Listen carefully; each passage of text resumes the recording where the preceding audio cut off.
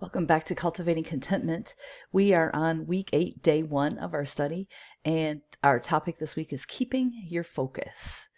Our scripture verse is from 1 Chronicles 29:19, and give my son Solomon an uncluttered and focused heart so that he can obey what you command, live by your directions and counsel, and carry through with building the temple for which I have provided.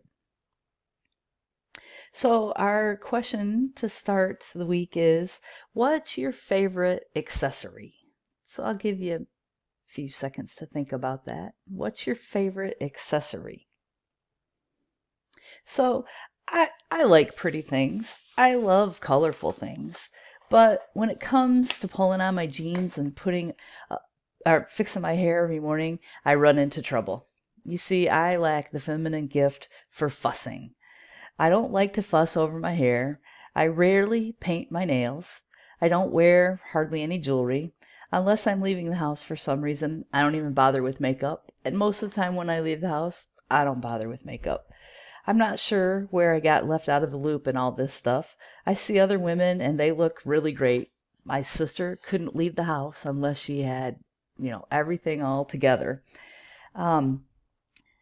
These women, they have coordinated outfits, cute shoes, bright lipstick, painted fingernails, adorable purses, shining hair, and bold jewelry. Magnificent specimens of femininity, every one of them.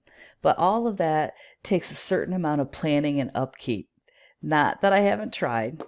The cupboards in my bathroom are well stocked with nail polish, lipstick, which I don't use. I have a smattering of purses, scarves, and jewelry, which again, I don't use. I got my ears pierced when I was a teenager. Haven't worn earrings in decades.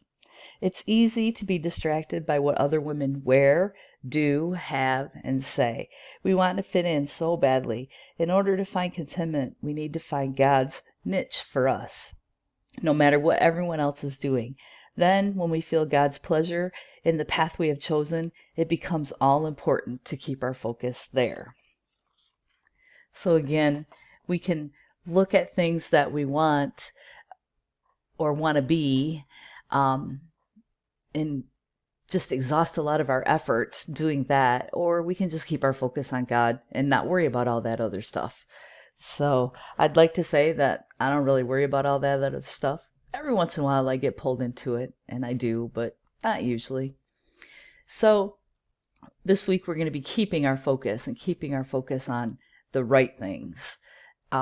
The things that pull us closer to God rather than the distracting things that we generally focus on. Question 1. Sometimes we're intimidated by those around us. We think one woman has it all together, or some other woman is being used more greatly by God, while others seem to exude grace, poise, wisdom, and contentment. We are struggling to cover the basics. What does the Bible remind us in Job 33:6? And question 2, if we aren't supposed to be distracted by those around us, then where should our focus be? In Philippians 3:8-16, what is Paul focused on? So I look forward to your responses. Have a great day, and blessings to you and your family, and I will talk to you tomorrow.